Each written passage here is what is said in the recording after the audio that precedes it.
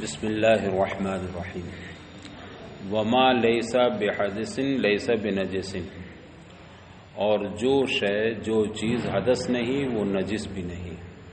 اس سے پہلے بات یہ چل رہی تھی کہ اگر اتنا خون نکلا جو الی ما یطہر کی طرف بہہ گیا، یعنی جس حصے بدن کا وضو یا غسل میں دھونا فرض ہے اس کی طرف بہہ گیا یا اس کی طرف خارج ہوا، تو وہ ناقض وضو ہے، اور اگر ایسا نہیں ہے تو ناقض وضو نہیں ہے۔ اس کی ایک مثال بھی دی تھی، جیسے سوئی چبھی، ہلکا سا خون ظاہر ہوا مگر بہا نہیں، وہ وہیں کا وہیں رہا، تو ہمارے یہاں ناقض وضو نہیں ہے، اس لیے کہ ناقض وضو کون سا خون ہے؟ جو بہنے والا ہو، بہہ جائے، چاہے وہ الی ما یخرج ہو، یا مطلب وہ یہ خروج جو ہے سیلان جو ہے الی ما یطہر، چاہے خروج ہو یا سیلان ہو، بہرحال اگر نہیں بہا تو ناقض وضو نہیں۔ اور بدن سے سبیلین کے علاوہ جو بھی حصہ بدن ہے وہاں سے نکلنے والی چیز وہ ناقض وضو ہوتی ہے جو نجس ہوتی ہے۔ اگر غیر سبیلین سے کوئی پاک چیز خارج ہو تو ناقض وضو نہیں۔ آدمی تھوکتا ہے، ناک سینکتا ہے، آنسو نکلتے ہیں، یہ سب پاک ہیں تو یہ ناقض وضو نہیں۔ تو غیر سبیلین سے نکلنے والی چیز جب نجس ہو تو ناقض وضو، اور نجس نہیں تو ناقض وضو نہیں۔ اگر ناقض وضو نہیں تو نجس بھی نہیں۔ آئی بات سمجھ میں؟ نکلی چیز مگر وضو نہیں توڑا اس نے، وضو نہیں توڑا تو یہ اس بات کی دلیل ہے کہ وہ نجس بھی نہیں ہے۔ نجس ہوتی تو وضو ٹوٹ جاتا۔ اب جو خون یہاں سے نکل کر یہاں بہہ گیا وہ ناقض وضو ہے کہ نہیں؟ نجس ہے تو نجس بھی ہے اور ناقض وضو بھی ہے۔ اور وہ خون جو صرف وہیں رہ گیا، صرف ظاہر ہوا، بہا نہیں، جگہ چھوڑی نہیں اس نے اپنی، وہیں رہا، تو یہ ناقض وضو نہیں۔ جب ناقض وضو نہیں تو نجس بھی نہیں ہوگا۔ جو نجس ہوگا وہ ناقض وضو ہوگا، اور جو ناقض وضو ہوگا وہ نجس ہوگا۔ تو جو خون نکل کر بہہ گیا وہ ناقض وضو بھی اور نجس بھی، اور جو نہیں بہا وہ جب ناقض وضو نہیں تو نجس بھی نہیں ہوگا۔ لہذا وہ معمولی خون اگر کپڑے میں لگ گیا تو کپڑا ناپاک نہیں ہوگا۔ اور جو چیز حدث نہیں، یعنی وضو توڑنے کا باعث نہیں، حدث نہیں، وہ نجس بھی نہیں ہوگی۔ یہ کسر جیم کے ساتھ ہے، لازم آتا ہے اس کے حدث نہ ہونے سے اس کے نجس نہ ہونا۔ یعنی اس سے کیا بات لازم آئی کہ جب وہ حدث نہیں تو نجس بھی نہیں، حدث ہوتا تو نجس ہوتا۔ اس کا الٹا بھی کر لیجئے، اگر نجس ہوتا تو حدث بھی ہو جاتا۔ اگر بہنے کے لائق خون نکلتا تو نجس تھا، حدث ہو گیا، لیکن بہنے کے لائق نہیں ہے تو حدث بھی نہیں اور نجس بھی نہیں۔ فالدم اذا لم يصل عن راس الجرح طاہر، لہذا وہ خون جب راس زخم سے نہیں بہا تو اس کا حکم کیا ہوگا؟ طاہر کا ہوگا۔ راس زخم ہی پر رہ گیا تو یہ نجس ہوگا یا طاہر ہوگا؟ طاہر ہوگا۔ وَكَذَا الْقَيْءُ الْقَلِيلُ، اور یہی حکم قے قلیل کا بھی ہے۔ اگر قے کثیر ہے تو ناقض وضو، اور جب ناقض وضو ہے تو نجس بھی۔ اگر قے کثیر کا منہ بھر کر قے کا کوئی ذرا سی قے کپڑے پر آ گئی تو کپڑا بھی کیا ہو جائے گا؟ ناپاک ہو جائے گا۔ تو جیسے قے کثیر ناقض وضو ہے نجس بھی ہے، اور قے قلیل ناقض وضو نہیں تو نجس بھی نہیں ہے۔ ہلکی سی قے آئی، کھٹی ڈکار آئی، ذرا سا پانی آ گیا، آپ نے تھوک دیا، وہ اگر کہیں لگ بھی جاتا کپڑے وپڑے پہ تو ناپاک نہیں ہوتا۔ اس کا حکم ایسی جیسے تھوک کا ہوتا ہے کہ تھوک ناپاک نہیں۔ وعن محمد فی غیر روایت الاصول، اور امام محمد رحمۃ اللہ تعالی علیہ سے غیر روایت اصول یعنی نوادر کی روایت میں ہے۔ ایک تو اصول کی روایت ہے اور ایک نوادر کی، غیر اصول میں نوادر۔ تو نوادر کی ایک روایت یہ ہے انہ نجس، کہ یہ دم غیر سائل بھی، یعنی جو صرف ظاہر ہوا ہے بہا نہیں ہے، یہ بھی ان کے نزدیک کیا ہے؟ ناپاک ہے، نجس ہے۔ تو ایک غیر نادر روایت کی ایک روایت امام محمد سے یہ ہے کہ انہ نجس، کہ وہ نجس ہے۔ وہ سے مراد کون؟ وہ ضمیر کدھر لوٹ رہی ہے؟ دم غیر مصفوح ہے نا، جو خون صرف ظاہر ہوا بہا نہیں ہے۔ لأنہ لا اثر للسیلان فی النجاست، اس لیے کہ امام محمد فرماتے ہیں کہ نجاست میں سیلان اور عدم سیلان کا کوئی اثر نہیں ہے۔ جو چیز ناپاک ہے ناپاک ہے، وہ قلیل ہو یا کثیر ہو. بھائی ایک خون اگر ایک قطرہ بہ جاتا تو یہ خون ناپاک تھا، لیکن وہ خون بہا نہیں، وہیں کا وہیں رہ گیا، تو وہی خون تو ہے کہ بہنے کے بعد ناپاک ہوتا. اب اگر نہیں بھی بہا ہے تو کیا ہے، وہ اندر سے تو نکل کے آیا ہے، تو وہ بھی ناپاکی ہوگا. تو کہتے ہیں سیلان اور عدم سیلان میں پاکی ناپاکی کا کوئی اثر نہیں ہے. لہذا جو خون بہا نہیں، صرف وہیں رہ گیا راس زخم پر ہی، وہ بھی ان کے نزدیک کیا ہوگا، ناپاک ہوگا، نجس ہوگا. اس لیے کہ لا اثر للسیلان فی النجاست، فرماتے ہیں کہ نجاست میں سیلان کا کوئی اثر نہیں ہے، کہ آپ مسفو کو ناپاک کہہ رہے ہیں اور غیر مسفو کو پاک کہہ رہے ہیں. ولنا نہیں فاذا کان السائل نجسا فغیر السائل یکون کذلک، کہتے ہیں کہ جب سائل نجس ہے تو غیر سائل بھی، سائل سے مراد کون، مانگنے والا، بہنے والا خون. ولنا ہماری دلیل کیا ہے، یہ تو امام محمد کی بات سمجھ میں آئی نا، کہ جو سائل ہے وہ بھی ناپاک، جو غیر سائل ہے وہ بھی ناپاک، اس لیے کہ نجاست کا سیلان میں کوئی اثر، سیلان کا نجاست میں کوئی اثر نہیں ہے. ہماری دلیل یہ ہے کہ اللہ تعالیٰ نے ارشاد فرمایا اپنے محبوب کو مخاطب فرما کر، قل اے محبوب آپ ارشاد فرما دیں، آپ بتا دیں، لا اجد فیما اوحی الی، جن احکام کی مجھ پر وحی نازل کی گئی ہے، جو احکام مجھ پر نازل ہوئے ہیں، ہے نا، محرمن، اور وہ حرام ہیں، یعنی میرے اوپر جو وحی نازل ہوئی جن چیزوں کے بارے میں حرمت کی، وہ کیا ہیں، آگے پڑھو کیا ہے، حافظ ہیں آپ لوگ نا، لا اجد فیما اوحی الی محرمن، ہاں اللہ طاعم، نیچے شرح بھی کیا، اللہ طاعم یطعمہ، جو چیزیں مجھ پر، جو احکام مجھ پر حرام کے نازل کیے گئے ہیں، ان میں ایک تو وہ ہے کھانے والے پر کھانا، اللہ طاعم یطعمہ، ہاں کھانے پینے کی چیزیں جتنی بھی میرے اوپر وحی نازل ہوئی ہے، جو احکام مجھ پر آئے ہیں، ان میں جو حرام چیزیں ہیں وہ یہ ہیں، وہ صرف 4 چیزیں ذکر کی گئی ہیں. الا طعام یطعمہ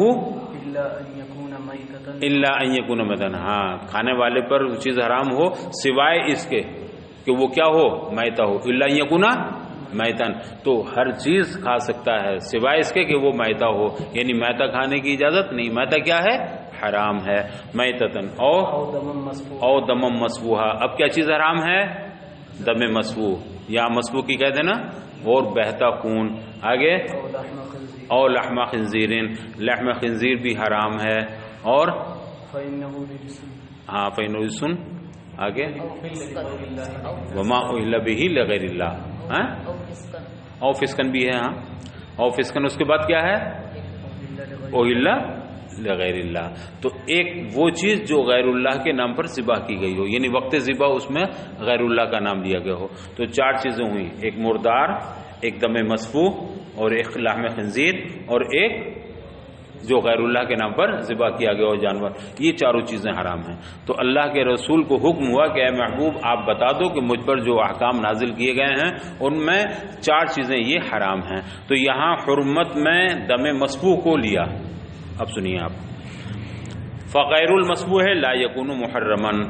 تو ہماری دلیل یہ ہے کہ اس آیت کریمہ میں جو 4 چیزیں حرام فرمائی گئی ہیں ان میں ایک دم مسفوح ہے. جب دم مسفوح ہے تو فغیر المسفوح لا یکون محرما، تو اب دم غیر مسفوح حرام نہیں ہوگا. فلا یکون نجسا، لہذا جو دم غیر مسفوح ہوگا وہ نجس بھی نہیں ہوگا. جب حرام نہیں تو نجس بھی نہیں. والدم الذی لم یصل عن راس الجرح، اور وہ خون جو راس زخم سے بہا ہی نہیں ہے، ٹھیک ہے، دم غیر مسفوح، وہ کیسا خون ہے، وہ دم غیر سائل ہے. دم ظاہر تو ہے مگر دم سائل نہیں ہے، تو دم غیر سائل ہے، دم غیر مسفوح ہے. فلا یکون نجسا، لہذا راس زخم پر جو خون ظاہر ہوا اور وہیں رہ گیا، بہا نہیں، وہ نجس بھی نہ ہوگا. فإن قیل، اب اگر کوئی اعتراض کرے، ھذا فیما یوکل لحمہ فظاہر، کہ یہ حکم ما یوکل اللحم جانوروں میں تو بالکل ظاہر ہے، گائے، بکری، بھینس وغیرہ، ان فرمایا گیا کہ ان کا دم مسفوح کیا ہے، حرام ہے، وہ انہیں بہا دیجیے. اب جس سے گوشت رہ جائے صرف تو گوشت کھانا جائز ہے، خون نہیں لیا جا سکتا، خون استعمال نہیں کیا جا سکتا. تو دم یہ ما یوکل اللحم جو جانور ہیں ان میں تو یہ حکم بالکل ظاہر ہے کہ ان کا دم غیر مسفوح تو جائز ہوگا اور دم مسفوح جائز نہیں ہوگا. واما فیما لا یوکل لحمہ، لیکن وہ چیزیں جن کا گوشت نہیں کھایا جاتا، جیسے انسان لے لیجئے، تو اب انسان کے بارے میں یہ حکم کیسے ہوگا؟ جیسے آدمی فغیر المسفوح حرام ایضاً، آدمی کو آپ دیکھ لیے اس میں تو غیر مسفوح بھی حرام ہے. دیکھیے انسان کے بدن سے خون نکلا، وہ خون اگر بہہ گیا تو حرام یا حلال؟ دم مسفوح ہے، حرام. لیکن انسان کی بات چل رہی ہے، انسان اس کا خون ابھی بہا نہیں ہے، ظاہر ہوا صرف، مگر یہ بھی حرام ہے، اس کو آپ چاٹ نہیں سکتے، اسے کھا نہیں سکتے. تو انسان کا دم چاہے مسفوح ہو چاہے غیر مسفوح ہو، دونوں حرام. تو ما یوکل اللحم میں تو حرام نہیں، اگر گائے کا بھینس کا خون اگر بہہ گیا تو حرام، اور بہا نہیں صرف وہیں کا وہیں ہے تو حرام کیوں؟ اس کا حکم نہیں ہوگا. جیسے بوٹیوں میں دیکھ لیجئے، آپ کتنی بھی آپ صاف کر لیجئے، اندر رگوں میں کچھ خون رہ جاتا کہ نہیں؟ وہ حرام نہیں ہے، اس کا نکلنا بہت مشکل ہے، اس میں حرج ہے، اور وہ دم مسفوح بھی نہیں ہے. دم مسفوح جتنا تھا وہ تو سب بہہ گیا. لیکن جب آپ گوشت لے کے آتے ہیں قصائی کے یہاں سے تو سارا گوشت دھو کر کے خون باہر کا نکل جاتا ہے. پھر بھی کہیں کہیں ایسا ہوتا ہے کہ گوٹی اگر کاٹو گے تو اندر کچھ نہ کچھ خون نکل آئے گا. کبھی مرغی کی ٹانگیں اگر آپ نے کھائی ہوں تو کہیں کہیں ایسا ہوتا ہے کہ زیادہ اچھی طریقے سے پکا ہوا نہ ہو تو اندر سے خون نکل آتا ہے لیگ پیس میں سے، ہے نا. تو وہ اگر ناپاک ہو جائے تو پوری ہانڈی ناپاک ہو جائے گی، اس کی ناپاکی کا حکم نہیں ہے. کیوں؟ اس نے کہ ناپاک کون سا حکم ہے؟ دم مسفوح ہے، اور وہ دم مسفوح نہیں ہے. تو یہ معقول اللحم میں تو بات سمجھ میں آتی ہے کہ دم مسفوح حرام اور دم غیر مسفوح جائز. لیکن انسان کو ہم دیکھتے ہیں وہ مسفوح ہو یا غیر مسفوح دونوں حرام ہیں. اس لیے کہ آپ نہیں کہتے کہ جو خون ظاہر ہو گیا اسے چاٹ لو، حرام ہے، جائز نہیں ہے چاٹنا اس کا. تو یہ حرام ہے تو ناپاک ہونا چاہیے. یہ شبہ ہوا کہ نہیں ذہن میں؟ اس کا جواب سنیے. کہتے ہیں وَأَمَّا فِيمَا فَإِنْ قِيلَ، اگر یہ سوال کیا جائے، یہ اعتراض کیا جائے کہ یہ بات جو آپ نے ذکر کی ہے یا یہ حکم یہ معقول اللحم جانوروں میں تو بالکل ظاہر ہے کہ مسفوح حرام اور غیر مسفوح حلال. اما فیما لا یوکل لحمہ، لیکن وہ چیزیں جن کا گوشت نہیں کھایا جاتا جیسے آدمی لے لیجئے، فغیر المسفوح حرام، تو اس کا غیر مسفوح بھی کیا ہے؟ حرام ہے. ایضاً غیر مسفوح بھی حرام ہے. فلا یمکن الاستدلال، لہذا بھی استدلال بحلہ علی طہارتہ، اس کی حلت سے اس کی طہارت پہ استدلال ممکن نہیں ہو سکتا. آپ کہتے ہیں کہ یہ حلال ہے تو اب پاک بھی ہوگا؟ نہیں، ہم کہتے ہیں حرام نہیں ہے، لیکن حرام ہے مگر پاک ہے. پاک ہونا الگ چیز ہے اور ناپاک ہونا الگ چیز ہے. تو انسانی خون حرام ہے مگر نجس نہیں ہے. حرمت دو طرح کی ہوتی ہے، ایک حرمت نجاست کی بنیاد پر ہوتی ہے اور ایک حرمت کرامت کی بنیاد پر ہوتی ہے. جانوروں میں جو حرمت ہے خون سائل پر، وہ نجاست کی بنیاد پر ہے. انسان کے اندر جو یہ حرمت آئی ہے کہ اس طرح سے ان کو آپ چوس بھی نہیں سکتے، چاٹ بھی نہیں سکتے، حرام ہے، یہ حرمت نجاست کی بنیاد پر نہیں ہے بلکہ کس بنیاد پر ہے؟ کرامت کی، کہ انسان اشرف المخلوقات ہے، بزرگی اور عزت والا ہے، اس کے کسی بھی جز سے نفع حاصل کرنا یہ حرام ہے. فقہاء نے لکھا ہے کہ نائی کے پاس جو بال کٹوا کے آتے ہو، ان بالوں کی بے بھی جائز نہیں ہے. ان سے کوئی کام کرنا، ان کو کسی نفع میں حاصل کرنا، ان سے فائدہ اٹھانا، یہ بھی جائز نہیں، حرام ہے. تو انسان کے ایک ایک عضو سے نفع حاصل کرنا حرام، جائز نہیں. کیوں؟ کرامت کی بنیاد پر، ورنہ تو بذیلہ اس کی تو پوری داڑھی اس میں چلی جاتی. نہیں، ایک ایک چیز کی عزت احترام واجب ہے اور اس کی توہین حرام. لہذا جو خون انسان کے صرف یہاں ظاہر ہوا ہے اس کا اگرچہ طہارت اس کا حکم ہے، لیکن اسے چاٹنا یا اس کی جائز نہیں ہے کہ اسے ہم چوٹنا. یہ جو اس کو حرمت کا حکم ملا ہے وہ نجاست کی بنیاد پر نہیں، کس بنیاد پر ملا؟ کرامت کی بنیاد پر. تو فلا یمکن استدلال بحلہ علی طہارتہ، کہتے ہیں اب اس خون کی حلت سے اس کی طہارت پر استدلال ممکن نہیں ہو سکتا. تو قل، تو ہم جواب دیں گے کہ لما حکم بحرمت المسفوح، کہ جب دم مسفوح کی حرمت کا حکم دے دیا گیا تو بقیہ غیر المسفوح، تو کون سا خون رہ گیا؟ خون دو، ایک مسفوح غیر مسفوح. قرآن نے فرما دیا مسفوح کیسا ہے؟ حرام. جب اس کو حرام کہہ دیا تو یہ باقی رہ گیا. اب یہ حرام ہے یا حلال؟ قرآن تو خاموش ہے، اور ہمارے یہاں مفہوم مخالف معتبر نہیں ہے. مفہوم مخالف احناف کے یہاں معتبر نہیں ہے کہ جب اس کو حرام کہہ دیا تو اب یہ حلال ہو جائے گا، نہیں، یہ حرام کہہ دیا تو یہ حرام ہے بلا شبہ، یہ حرام نہیں کہا ہے تو اب حرام نہیں کہیں گے اسے، قرآن خاموش ہے، اب یہ حلال ہے یا حرام ہم دیکھیں گے اصل کیا ہے، اصل اشیاء میں کیا ہے، حلت، تو جس کی حرمت کا حکم تھا اسے حرام کہہ دیا گیا اور جس کا حکم نہیں بیان کیا گیا وہ اپنی اصل پر باقی رہے گا، اور اصل کیا ہے، حلت، لہذا انسان کا وہ خون جو ظاہر ہوا وہ حرام نہیں، دم مسفوح ہوتا تو حرام ہوتا، دم غیر مسفوح حرام نہیں تو کیا ہے، وہ حلال ہے۔ اب حلال ہو کر کے بھی اس کا استعمال حرام ہے، یہ الگ چیز ہوئی، استعمال کی حرمت کس بنیاد پر ہے، کرامت کی بنیاد پر، نہ کہ نجاست کی بنیاد پر۔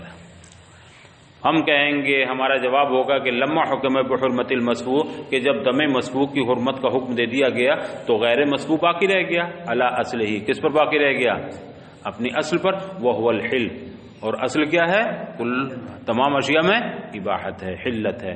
وَيَلْزَمُ مِنْهُ الطَّهَارَةُ، اور اس سے طہارت لازم آئے گی، خواہ سواء کان فیما یُکْرَ لحمہ او لا۔ اب جب غیر مسفوح اپنی اصل پر باقی رہا تو اب غیر مسفوح حلال ہے، خواہ وہ ما یکل اللحم کا ہو یا غیر ماکل اللحم کا ہو، تو اس سے اس کی طہارت لازم آئے گی، یعنی غیر مسفوح طاہر رہے گا۔ اگر بھینس کا خون ذرا سا ظاہر ہو گیا وہ بھی طاہر ہے، انسان کا خون ظاہر ہو گیا وہ بھی طاہر ہے، جو بہا نہیں، بھینس کا بہہ جاتا تو وہ بھی حرام، انسان کا بہہ جاتا وہ بھی حرام، لیکن دم غیر مسفوح بھینس کا ہے وہ بھی طاہر، انسان کا ہے وہ بھی طاہر، مگر بھینس کا استعمال کرنا جائز حلال، انسان کا استعمال کرنا حلال نہیں، یہاں حرمت کی وجہ کرامت۔ بناء علی حرمت لحمہ، اس بنیاد پر کہ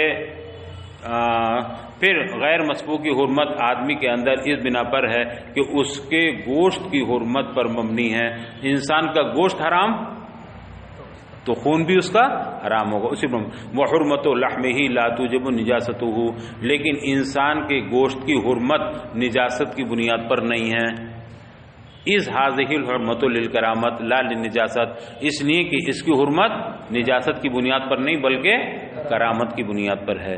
فغیر المسفوح فی الآدمی یکون علی طہارتہ، لہذا آدمی کے غیر مسفوح خون جو ہوگا آدمی کے اندر، فغیر المسفوح فی الآدمی، آدمی کا جو دم غیر مسفوح ہوگا، یکون علی طہارتہ الاصلیہ، وہ اپنی طہارت اصلیہ پر باقی رہے گا، مع کونہ محرما، اس کے باوجود کہ وہ حرام ہوگا، تو ایک چیز کا پاک ہونا الگ ہے اور اس کا استعمال کرنا حرام ہے۔ انسان کا گوشت حلال ہے مگر استعمال کرنا حرام ہے، یعنی پاک ہے اس معنی کر، لیکن استعمال کرنا حرام، تو حرام کی وجہ نجاست نہیں بلکہ کرامت ہے۔ والفرق بین المسفوح وغیرہ مبنی علی حکمت غامضۃ، اب حضرت شارح مسفوح اور غیر مسفوح کے درمیان ایک باریک حکمت بتانا چاہتے ہیں کہ آپ کی اتنے تو سمجھ میں آ گیا کہ بہرحال مسفوح حرام ہے اور غیر مسفوح حلال ہے، لیکن مسفوح اور غیر مسفوح فرق کیا ہے؟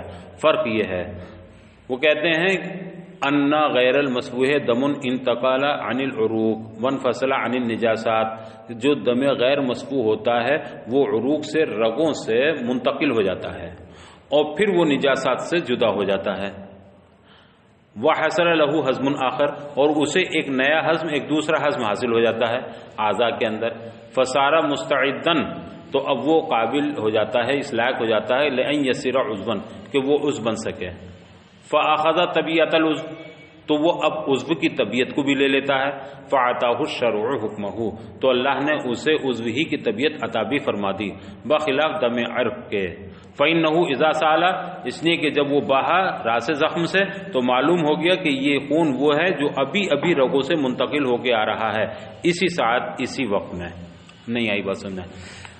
دیکھیے انسان کے اندر خون جب ہے تو خون کی دو حیثیتیں ہوں گی، انسان جو کچھ کھاتا ہے الگ الگ، کچھ معدے میں جاتا ہے ہضم ہوتا ہے، کچھ کا خون بنتا ہے، کچھ کا پاخانہ بنتا ہے، کچھ کا پیشاب بنتا ہے، یہ سب الگ حکمتیں ہیں اس کی۔ بہرحال جب ایک چیز اندر گئی اور خون رگوں میں اندر چلا گیا، تو یہ رگوں کا خون نجاستوں سے بھی متصل ہے. انسان کے پورے بدن میں خون ہے نا، ہاتھوں میں، پیروں میں، سر میں، دماغ میں، چہرے میں، پیٹ میں، سب میں خون ہے، اور ساری رگیں ایک دوسرے سے ملی ہوئی ہیں. تو یہ جو رگوں کے اندر خون ہے یہ نجاسات سے متصل ہے، نجاستوں سے ملا ہوا ہے. اور جب نجاستوں سے ملا ہوا ہے تو رگ کے خون کا حکم کیا ہوگا؟ ناپاک. لیکن ایک خون وہ ہے جو اس رگ سے الگ ہو گیا اور اسے ایک دوسری شکل مل گئی. بھائی اسی خون سے تو عضو بنتا ہے، بچہ جب تک 6 مہینے کا ذرا سا بدن ہے اس کا، لیکن اس کے بعد بڑھتا رہتا ہے، آخر خون سے ہی تو اعضاء بنتے ہیں، ہڈی بوٹی وغیرہ. یہ جتنی بھی اضافہ ہوتا ہے انسانی جب غذا کھاتا ہے تو غذا کھانے میں کچھ تو فضلات بن جاتے ہیں اور کچھ جو لطیف اجزاء ہوتے ہیں اس کا گوشت بنتا ہے، چربی بنتی ہے. تو یہ جو انسان کا خون جو بہہ رہا ہے رگوں میں وہ نجاستوں سے متصل ہے، لہذا اس بہتے ہوئے رگ کے خون کا حکم بھی نجاست کا ہوگا، یعنی ناپاک ہوگا. اور ایک خون وہ ہے جو عضو بننے والا ہے. مثلا یہاں ایک خون رکھا ہے 20 گرام، یہاں ایک خون رکھا ہے 20 گرام، یہ خون وہ ہے جو رگوں میں جا کر کے بہہ جائے گا. یہ خون وہ ہے جس کا گوشت بننا ہے، جس کے اعضاء بننے ہیں. اس خون کا حکم دوسرا ہوگا اور اس کا دوسرا ہوگا. اس کا حکم وہی ہوگا جو دم سائل کا ہے، دم مسفوح. کیا حکم ہے اس کا؟ ناپاک. اور اس خون کا جس سے عضو بننا آگے چل کر مطلب جیسے بتدریج صحت بنے گی، جیسے اعضاء بنیں گے، تو یہ جو خون ہے یہ کس میں منتقل ہو جائے گا آگے چل کر؟ اعضاء میں منتقل. اور انسانی اعضاء کا حکم حلت کا ہے یا حرمت کا؟ حلت کا ہے. یہ الگ بات ہے کہ اس کا استعمال حرام ہے کرامت کی بنیاد پر، نجاست کی بنیاد پر نہیں نا. تو گوشت اور اعضاء کا حکم حلت کا ہے. تو جو خون آگے چل کر عضو بننے والا ہے اس خون کو ابھی سے ہی عضو کا حکم دے دیا. اور ابھی سے ہی عضو کا حکم دینے کا مطلب حلال کا حکم دے دیا کہ یہ خون اب حلال ہے. کیوں حلال کہا ہم نے اس خون کو؟ اس لیے کہ اسے عضو بننا آگے چل کر کے. تو اب یہ دم مسفوح نہ رہا بلکہ عضو کا حکم پا کر کے یہ دم غیر مسفوح ہو گیا. عضو خون ہی سے بنا ہے مگر دم مسفوح تو نہیں ہے. دم غیر، بھائی دل ہے خون ہی تو ہے مگر دل مسفوح نہیں ہے، خون ہے دم غیر مسفوح ہے. تو دل کا کھانا جائز بھی ہے، دم غیر مسفوح ہے نا، کلیجی ہے، دل ہے، اس کا کھانا جائز ہے. اسی لیے جائز ہے کہ دم مسفوح نہیں بلکہ غیر مسفوح ہے. تو جو خون آگے چل کر عضو بننے کی صلاحیت رکھتا ہے، عضو بننے کی قابلیت رکھتا ہے، اس کو عضو بننا ہے، اس خون کو کون سا حکم دے دیا گیا؟ عضو کا ہی حکم دے دیا گیا. اور عضو کا حکم کیا ہے؟ حلت کا ہے، مطلب طہارت کا ہے. لہذا اس خون کا حکم بھی طہارت کا. اب جو خون ہم نے دیکھا کہ یہیں کا یہیں رہ گیا، بہا نہیں، تو ہم نے اسے کون سا خون تصور کیا؟ کون سا حکم دیا اس خون کو؟ غیر مسفوح والا، عضو والا. کہ گویا جو یہ ظاہر ہو گیا نکل نہیں پایا، یہ وہ خون تھا جسے عضو بننا تھا، اور جب عضو بننا تھا تو یہ حلال تھا، طاہر تھا. تو جب طاہر تھا تو اب طہارت کا حکم ہو گیا. یہ الگ بات ہے کہ اسے ہمیں استعمال نہیں کرنا ہے مگر حکم طہارت تو اسے مل گیا. تو چونکہ یہ خون عضو بننے کی صلاحیت، عضو بننے کی قابلیت رکھتا ہے تو ہم نے اس خون کو کون سا حکم دے دیا؟ عضو کا حکم دے دیا. اور عضو کا حکم حلت کا ہے، طہارت کا ہے، لہذا یہ طاہر ہوگا. یہ والا خون جو ظاہر ہوا صرف بہا نہیں ہے. اور جو خون بہہ گیا نکل کر کے رگ سے، وہ یہ بات ثابت کر رہا ہے کہ ابھی ابھی رگ سے بہتا ہوا آ رہا ہے، ورنہ بہتا تھوڑی. اب یہ خون 2 قطرے ٹپک گیا نیچے کو، یہ جو ٹپکا ہے یہ ناپاک ہے یا پاک ہے؟ نہ. کیوں؟ یہ طے ہے کہ یہ رگ والا ہی خون ہے، بہہ رہا ہے نا. اور بہتا ہوا خون کہاں سے ہو کے آ رہا؟ نجاستوں سے ہو کے آ رہا. تو نجاستوں سے ہو کے آنے کی وجہ سے اس کو حکم نجاست کا دیا جائے گا. تو صرف اتنا فرق ہوا مسفوح اور غیر مسفوح کا کہ دم مسفوح کا حکم دم عروق ہے اور دم عروق نجاستوں سے متصل ہے، لہذا وہ ناپاک ہے. اور دم غیر مسفوح وہ خون ہے جو آگے چل کے عضو بننے والا ہے اور اس کا حکم طہارت کا، لہذا اس کا حکم بھی طہارت کا ہوگا. اور جو خون بہا نہیں ہم نے اس خون کو اسی سے لاحق کر دیا، اسے شامل کر دیا. ایک دفعہ عبارت پھر ملا دیجیے. ہاں، ایک حکمت غامضہ پر مبنی ہے یہ فرق. کون سا؟ مسفوح اور غیر مسفوح کا. وہ یہ ہے وہی انا غیر المسفوح دم، خون غیر مسفوح ایسا خون ہے انتقل عن العروق. غیر مسفوح کس سے منتقل ہوا؟ عروق سے منتقل ہو گیا. وانفصل عن النجاست، اور انفصال نجاست سے بھی جدا ہو گیا.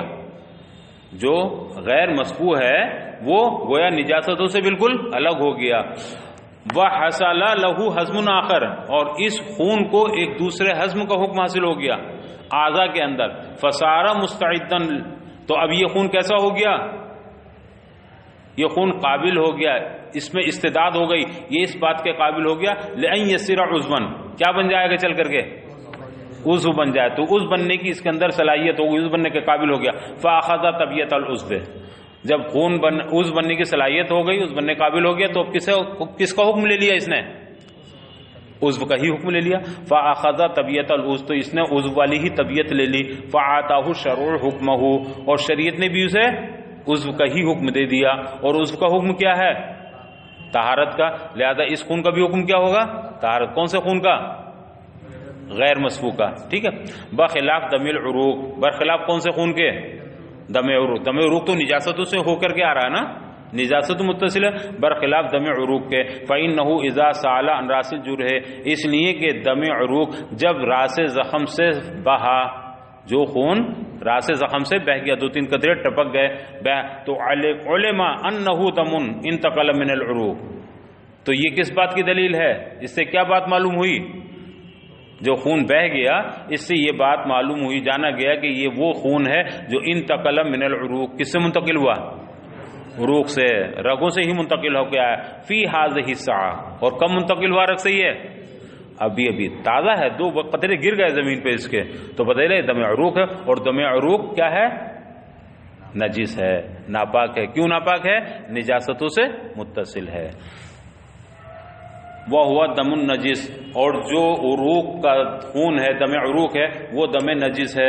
اما اذا لم يصل، لیکن جب وہ خون بہا نہیں، صرف ظاہر رہے ہو کر کے رہ گیا، تو علماء، تو اس کے نہ بہنے سے یہ بات جان لی گئی، یہ بات معلوم ہو گئی انہ دم العضو، یہ کون سا خون ہے؟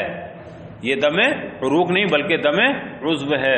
ھذا فی الدم، علماء انہ دم العضو، ھذا فی الدم. اچھا یہ الگ چیز ہوئی، تو پتہ چل گیا کہ دم عضو ہے. ھذا فی الدم، یہ تفصیل جو ہم نے ذکر کی ہے یہ کس کے بارے میں ہے؟ خون کے بارے میں. مسفوح غیر مسفوح کی، یعنی خون اگر غیر مسفوح ہے تو قلیل ہے اور وہ ناقض وضو نہیں. یہ تو تفصیل تھی خون میں. وہ اما فلقہ، اب رہا معاملہ قے کا، کہ اگر قے قلیل ہوتی وہ ناقض وضو کی نہیں ہوتی؟ دم غیر مسفوح تو اس لیے ناقض نہیں ہوتا کہ وہ نجس نہیں، طاہر ہے، اور کوئی طاہر چیز غیر سبیلین سے خارج ہو تو ناقض وضو نہیں ہوتی. رہا قے قلیل کا معاملہ، هو الماء الذی، تو قے قلیل وہ پانی ہے جو ابھی معدے کے اوپری حصے میں ہے. وہی لیست محل النجاست، اور معدہ محل نجاست نہیں ہے، ابھی اوپر ہی اوپر ہے. فحکم حکم الریق، تو اس کا حکم ایسی ہوگا جیسے تھوک کا ہے. جب آدمی پانی پیتا ہے، کھانا کھاتا ہے، چاول کھاتا ہے، تو یہ سب کہاں پہنچتا ہے؟ معدے میں. معدے میں پہلے سے نجاست موجود ہے. کھانا حلق میں جاتی تو ناپاک ہو نہیں جاتا؟ ناپاک کب ہوتا ہے؟ جب معدے میں اس کا سارا معاملہ گڑبڑ ہو جاتا ہے، سب چھٹائی وٹائی ہو جاتی ہے. تو معدے میں نجاست پہلے سے موجود ہے. یہ کھانا جب معدے میں جائے گا تو نجاست کے ساتھ متصل ہو جائے گا. اب اگر معدے سے الٹی آئے گی تو یہ کھانا ناپاک ہو کر کے واپس ہو رہا ہے. معدے میں پہلے سے ہی ناپاک کھانا تھا، اس کے ساتھ یہ ہلط ملط ہو گیا، مل گیا، تو اب اس نجاست سے متصل ہونے کی بنیاد پر اس قے کا ہم نے حکم کیا دیا؟ نجاست کا، کہ یہ لقائی بھی نجس ہے. لیکن جو پانی ابھی صرف معدے کے اوپری حصے میں ہے، جو کھانا ابھی معدے کے اوپری حصے میں، ابھی معدے میں جا کے ملا نہیں ہے، وہ اگر فوری آ گیا باہر تو وہ پاک ہے یا ناپاک ہے؟ مثلا کسی کے پھندا لگا، یہاں تک وہ پہنچ گیا تھا نوالا، اور اچانک پھندا لگ کر کے وہ باہر آ گیا. بتاؤ یہ نوالا جو پھندے سے باہر آیا یہ پاک ہے یا ناپاک ہے؟ پاک ہے. ابھی معدے میں نہیں گیا، یہ اوپری حصے میں ہے بالکل. تو جو قے قلیل ہوتی ہے وہ ابھی معدے میں پہنچی نہیں ہوتی ہے، بلکہ کہاں ہوتی ہے؟ معدے کے اوپری حصے میں ہوتی ہے. اور نجاست کہاں ہے؟ معدے کے اندر ہے. تو جب یہ کھانا یا پانی معدے میں جاتا تب نہ نجاست سے ملوث ہوتا، اور ابھی پہنچا ہی نہیں ہے. نہ پہنچنے کی دلیل کیا ہے؟ اس کا قلیل ہونا. قے قلیل ہے تو یہ زیادہ تو ہے نہیں، لہذا اوپر اوپر کا حصہ آ گیا، اور اوپر اوپر کا حصہ ناپاک نہیں ہوتا بلکہ پاک ہوتا ہے. تو قے قلیل کو ہم نے اس لیے کہا کہ وہ بھی ناپاک نہیں ہے اور وہ بھی ناقض وضو نہیں. قے قلیل کا اگر کوئی حصہ بدن پر، قے قلیل کا کوئی جز بدن پر پڑ بھی گیا، کپڑے پر پڑ بھی گیا، تو ناپاک نہیں ہوگا. ہاں بس قے قلیل وہ پانی ہے جو معدے کے اوپری حصے میں ہے اور یہ محل نجاست نہیں. کون؟ معدہ نہیں، معدے کے اوپری حصہ. ہاں فحکم حکم الریق، لہذا اس قے قلیل کا حکم کیا ہوگا؟ تھوک والا حکم ہوگا، جیسے تھوک گلے میں سے نکالا باہر نکل گیا۔